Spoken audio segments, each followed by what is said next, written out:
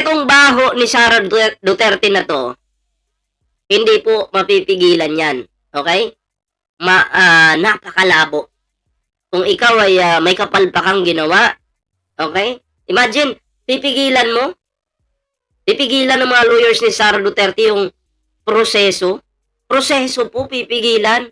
Nakakahiya naman. Nakakahiya naman, ang titibay ng mukha nyo. Ang taong bayan nag-aantay ng resulta. Tapos kayo gagalaw? Pipigilan nyo? Akala ko ba hindi ka takot, Sara Duterte, sa impeachment na ito? Pero bakit yung mga lawyers mo, hindi mo man lang pinigilan? Kasi sasabi mo, hindi katakot sa impeachment.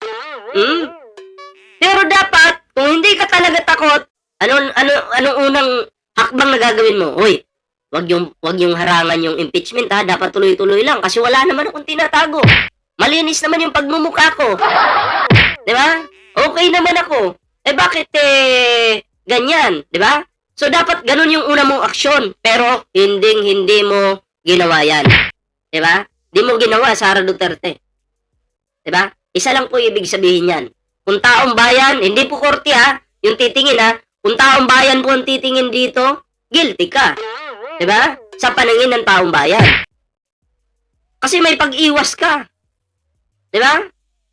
Proseso. Pinipigilan nyo. Ano 'yan? Eto hindi pa yan sila si Sara Duterte hindi pa presidente yan. Pero yung proseso pinipigilan na. Paano kaya pag ito ay naging presidente?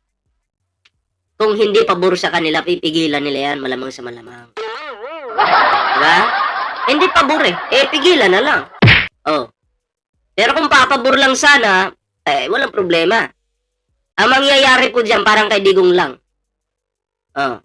Si Padilla, pinalaya. Marami pa siyang pinalaya ng mga makasalanan tao. Diba? Kaya umanda kayo. Kahit malabo, feeling ko malabo talaga manalo si Sara, no? Napakalabo pa po. Pero kahit malabo pagpalagay natin siya maging presidente, tanungin nyo po yung sarili niyo, tanungin nyo yung kapitbahay nyo, tanungin nyo yung kaluluwan nyo. Kumusta kaya yung Pilipinas pag si Sara yung presidente? Diba? Mahina mag-isip. Mahina mag-English. Diba? Hindi ko naman sinasabing ako magaling ako mag-English. Hindi ko sinasabing ganun. Pero kasi, presidente, posisyon ng presidente. Uupo ka dyan, tas lalabas ka ng ibang bansa, tapos makikipag-usap ka sa mga matataas na tao, tapos bawal yung loading dun. Diba? Bawal yung loading dun, bawal yung aanga-anga dun. Oo, totoo yun. Kaya kayo mga pre, ano reaction dito? Ayan, paki-comment nyo po. Para po mabasa po natin yung inyong kanya-kanyang opinion at kanya-kanyang reaction. At ngayon mga pre, pag-usapan po natin itong picture na to. Ayusin ko lang dito sa ating computer. Okay, masyadong malaki yung pagmumukha Okay, sunod po natin ito mga pre. Excited ako dito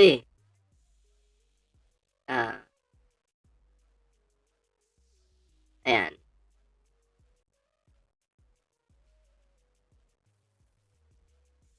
Nandito po yung mukha niya mga pre Andito po yung mukha niya. At yung mukha ko, pinost po ako. Kasi ito po, kinontent ko po ito sa Facebook ng nakarang araw. Kasi nga sabi ko, bobo sila. At legit naman. Bay, ang ginawa ng taong ito mga pre, sa Facebook to, ang ginawa niya, pinost po ako at basahin po natin yung caption niya. Sabi niya dito, lapag ang result sa drug test bago debate. Wrong spelling po. Nasa comment section ng link, brownie stop. Ngayon ilatag daw muna yung resulta po ng drug test bago daw debate. So, sasagutin po natin yan, okay? Pero, move po tayo. Okay, move po tayo sa sa next picture, move po tayo sa next picture. Ito po yung next picture na, ito po. Ayan. Sabi niya dito mga pre, Dang, paitira agaw, manghingalan og unsaoy, gaw unsay lotion sa imong nawong, drug test muna bago debate. So nagtatanong siya, anong connect sa lotion sa mukha ko kung, 'di ba, papansinin mo yung mukha ko tapos yung pagmumukha mo naman mukhang bulldog. Huwag mong pansinin yung mukha ko kasi putang ina, yung pagmumukha mo kung ikukumpara sa bulbul ko yung pagkakaguluhan. Ano to? Anong klaseng ilong? Tingnan mo yung ilong ko. Sa ilong mo, kapangit ng ilong mo. Tanginang yan. Kaya, wag kang mag-add home. Okay? Manalamin ka muna. Sa itsura mong yan, hindi kita ka-level. Anong klaseng ilong yan? Ang alam ko po yung may ganyang klaseng ilong, ganyan po yung ilong ng aso. Lalo na pag yung yung bulldog. Yung bulldog po, ganyan po klase yung ilong. Ha? So, hindi mo ako kaya kung babanatan mo ako ng ad hominem na banat, no? So, wala na, damage ka na dyan. Damage na nga yung mukha mo. Hindi ko nga pinapansin yung mukha mo kasi ayaw kong mapahiya ka eh. Diba? Ayaw kong mapahiya ka. Oh. Sa pangit mong yan, ipapahiya pa kita, madudurog lang yung puso mo. Oh. Sa bagay, kasi yung nanay mo kasi, yung nanay mo, nalahian ng bulldog na aso. Kinantot ng aso yung nanay mo. Oh. Ayan At ikaw, yung naging bunga ngayon. Oh. Di ba? Eto kung titingnan po natin, normal naman yung mukha niya. Pero, tama si Garduza Phil. Okay? Para siyang bingot. No? At hindi po siya bingot pero ang ina, pinanganak kang ganyan. Hindi ako makapaniwala, may ganyan kang klase mukha. Oh, hindi mo ako kaya. Pagdating sa barubalan, putang ina, iiyak ka lang sa akin. Eto, pagdating naman sa debate, drug test daw muna ako bago makipagdebate. Hindi nga po ako naninigarilyo di ba? Droga pa kaya? hindi nga ako naninigarilyo, droga pa kaya? Putang ina yan. Papayag naman ako, magpapadrug test ako, walang problema. Pero putang ina, pag napatunayan kong negative ako, makikipagdebate ka sa akin, plus magbabayad ka pa sa akin ng 1 milyon. Hindi ako pupusta kasi malamang sa malamang, panalo na ako dyan para may pambili ako ng tawag nito, utak para sa inyo. Mga bobo kayo eh. Tanong ko po sa inyo, paano ko sisip-sip ng pulburon yung tao kung hindi naman naninigarilyo? Di ba? Pangit ang mukha nito. Sabihin mo na lang, hindi ka talaga papalag ng debate. Bakit? Kasi kay Alfred pa lang noon, wala na, napahiya ka dun. Talagang na-damage ka dun. Binanatan ka dun. Wala kang nagawa. Kaya na-trauma po itong putang inan to. Ang gagawin niya ngayon, magdadahilan na lang parang si Sara Duterte para hindi matuloy yung debate. Ako po anytime naman. Pwede naman tayo magdebate anytime naman. Wala naman pong problema eh. Wala naman po akong tinatagong kasinungalingan. Iwan ko lang sa inyo. Kasi kung feeling mo matalino ka na, putang ina, yung katalinuhan mo, kabubuhan ko pa lang yan. Diba? Kabubuhan ko pa lang. Kasi kinumpara ko na yung sarili ko sa sarili mo. Basura ka lang. Garbage creator ka lang. Para kang uto-uto na sumisigaw, Duterte, Duterte, Duterte. Tangina, kulang na lang, tsupain mo yung tao. Diba? Tapos papalag ka sa akin, ganyan ako, wag na. Maawa ka sa sarili mo. Mukha mo pa lang, ilong mo pa lang hindi na pantay.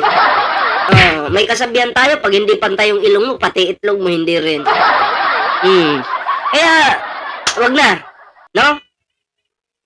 Sagutin mo na lang yung tanong ko. Papalag ka ba sa debate o hindi? Kung drug test yung gusto mo, bibigay ko sa'yo. Pero dapat, pirmahan tayo. Pag napatunayang negative ako, kailangan pumaldo ako sa'yo. 1,000,000. Dapat pagkakitaan natin to. Diba? Oh, pagkakitaan natin. Sumugal ka ngayon. Oh. Sumugal ka ngayon. Hindi ko na nga hihilingin mag-drug test ka eh. Kasi sa butas pa lang ng ilong mo, pasok na yung pulburon dyan. Higop agad. Oh, hindi na. Wag ka na mag-drug test. Alam na namin. Wag na. Oh, ako na lang. Pero, babayaran mo ako. Pag ako'y nag-negative, magbabayad ka sa akin.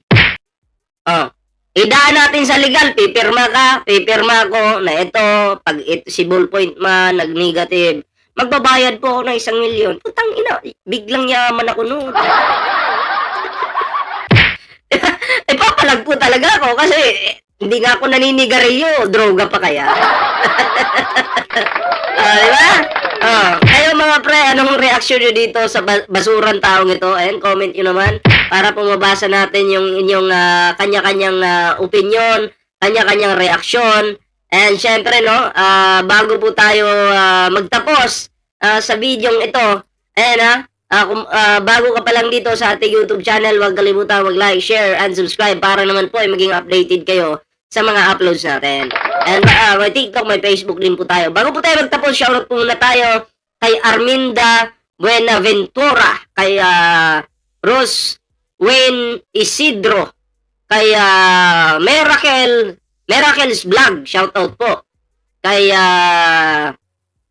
Rex Robol, shoutout po Emma Labado, shoutout po. At syempre sa mga kay Nida Lovers, shoutout po Syempre sa lahat na nandito, mga silent viewers natin, huwag kalimutan mag-like, share, subscribe para po naman maging updated kayo sa mga uploads natin. Tapos ito, may bonus po tayo ngayon May bonus po tayo. Ayan, nakapin po yung ating bonus dyan. At atin pong yan, babasahin. Pero check ko muna kung may mukha siya. Wala. Basura, walang mukha. Ulol, duwag. Basura, hampas lupang kulangot. Anong sabi niya dito? Yung nakapin, anong sabi niya? Kapal ng mukha, dapat talaga sa'yo tukhang kabangag. Hindi ako matutukhang. At kung pakapala ng mukha, ako na yung makapal sa mukha. Sa buong Pilipinas, buong mundo, ako na yon. Pagdating naman sa tukhang, hindi ako matutukhang. Kinakain ko lang yung bala. Inuulam ko lang yan sa yung tinatanggal ko yan, pang-ulam ko yan, pang-kape ko yan. Siguro, atomic bomb, tatablan ako nun. Pero kung tukhang-tukhang lang, gawin ko pang kape yan Si Digong yung natukhang, andun sa Hague ngayon. Tulungan mo yung tatay mo, natukhang ni General Torre. Tinukhang ba naman ni General Torre? Hindi ka sumama, kakalad ka rin kita. Ayan, nasasaktan na naman sila kasi nakapagsalita na naman tayo sa tatay nila. Legit naman! At kung hindi ka sa natatanga-tanga dyan, hindi ka nag-comment, edi okay sana yung tatay mo. Hindi sana mapapahiya, di ba? So ayan, ako'y magpapaalam na muna pansamantala. Mahihina ito mga nag-comment dito ng mga DDS ng mga basurang kulangot, tampas lupa ng mga patay gutom ng mga pangit naman. So ayan, hanggang dito lang muna. Digong, diyan ka muna. Tinukhang ka nga ni General Torre. Happy birthday sa'yo, ha? Anong handa mo? Dapat sinamahan ka na ni Batoy, Wala, hindi sinamahan ni Bato. Iniwan ka.